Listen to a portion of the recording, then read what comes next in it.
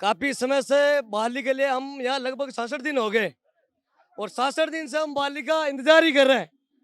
लेकिन सरकार अब लगता है थोड़ी थोड़ी झुकने में वो आई है। बाकी बाबा पे पूरा भरोसा है, बाबा पे पूरा विश्वास है और हम ये हमारी बहाली होकर रहेगी, क्योंकि आज हमारे को लगभग 66 दिन हो गए। ये भाई बहन इतनी संख्या के अंदर पधारे हैं, ये सबको आस बनी हुई है कि अब बहाल होंगे। और किरोड़ी बाबा के सामने कल हमने दंडवत प्रणाम करके हम वहाँ पहुंचे हैं। हमने उसे निवेदन किया है, हमारे को पूरी उम्मीद और आस बनाए बैठे अब तो बहाल करेंगे ही करेंगे। आश्वासन मिला? आश्वासन तो डोमिनेशन से मिल ही रहा है और आश्वासन तो अब आश्वासन का दौर खत्म हो गया। अब सरकार सूद ले ले तो बहुत अच्छा। ये इतने दिनों से गांधीवादी तरीके से आंदोलन कर रहे थे, यदि सरकार सूद नहीं लेगी तो अब भगत सिंह बन जाएंगे, ऐसे कोई डरेंगे नहीं, नहीं कभी पीछे नहीं हटेंगे।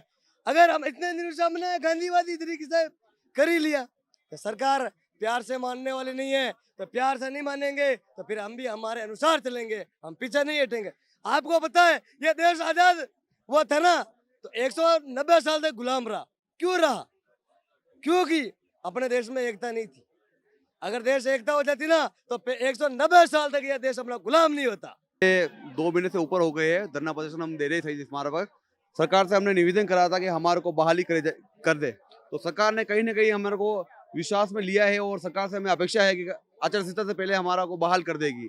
अगर आचार संहिता से पहले अगर बहाल नहीं करती है तो हमारी कमेटी जो तय करेगी उसके अनुसार हम काम करेंगे। और रही बात है अगर 25 जो सीटें आने वाली है लोकसभा चुनाव में, उन चुनावों में कहीं ना कहीं इनको दिक्कत होने वाली है, क्योंकि युवा मित्र काफी संघर्ष कर रहे हैं और 2 महीनों से इन्होंने काफी बहुत कुछ खोया है, बहुत कुछ पाया कुछ नहीं, अभी तक पाने की आस में बैठे हैं, बहुत कुछ खो चुके हैं, अपना आर्थिक स्थिति भी खराब कर चुके हैं। और हमारे एक भाई है राजकुमार गुप्ता, उनको खो चुके हैं, तो वो दुख अभी तक हमारे को जा रहा है। अगर हमारे को बहाली नहीं होती है तो सैकड़ों जो राजकुमार गुप्ता है वो इसी प्रकार से कहीं शहीद ना हो जाए, उसको और देखते हुए सरकार को हमको पूर्ण रूप से बहाल कर देना चाहिए। और सरकार से हमें पूर्ण भरोसा है अभी तक, क्योंकि आचार संहिता लगी नहीं है। आचार संहिता में कुछ क्षण कभी भी लग सकती है, लेकिन हम अभी भी निवेदन करते हैं कि सरकार हमारे को रोजगार दे दे, ताकि हम कुशल होकर सरकार जो भी हमारे को आदेश देगी, जो भी कहेंगी, जनता के बीच में हम रह के काम करेंगे। यही कि हमें जल्द से जल्द बहाल किया जाए। आज हमको 66 दिन हो चुके हैं। सरकार से बस हाथ जोड़कर ये विनती है कि अब तो हमारी पुकार सुन ले। बस यही कहना।